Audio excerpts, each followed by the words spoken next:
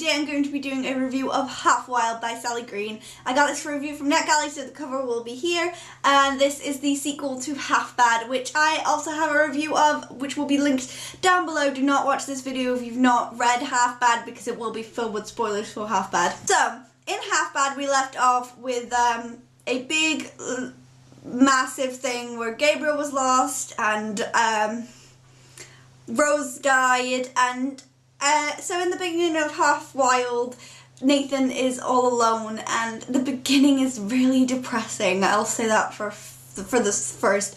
The beginning is quite depressing. Just push through the bits where Nathan's being depressing, and it gets better, I promise you. So I gave this book 4 out of 5 stars, just like the first book, but it was probably a little bit less than the first book, just because I think the beginning was a bit slow-paced, and but again, Half Bad I thought was a bit slow-paced as well, and but this one was less predictable than Half Bad was, so I liked that about it. I also thought the characters were more developed in Half Wild because it's a second book. They're more developed. I loved Gabriel even more, and I read the short story Half Lies last month, and I really enjoyed that. Getting to know Gabriel more. So whenever he'd mentioned Michelle, I was just like wanting to cry at how sad that story was.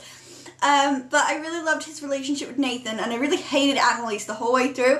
I didn't hate Annalise I didn't like Annalise, but I didn't really hate her in the first book, but I really just hated her in this book. I just didn't like her at all.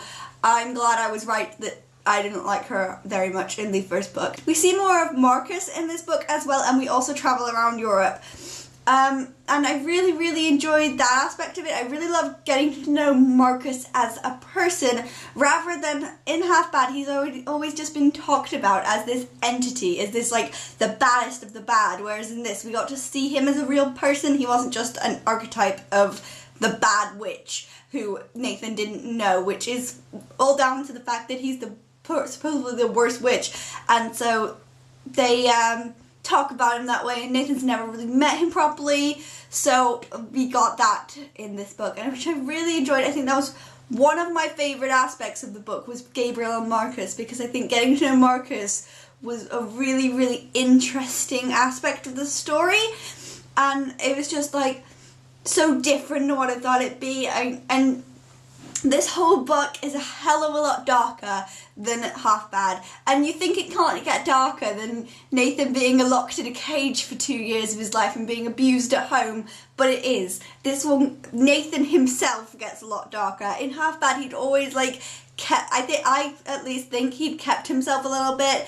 He wasn't going to give in to the bad life he'd have. He was still an inherently good person, and he is still a good person. He just gets a bit darker, and I kind of like that. I think it's realistic that he would get darker in the circumstances he's put in. But yeah, so that was my review of Half Wild by Sally Green, and I will see you next time. Goodbye.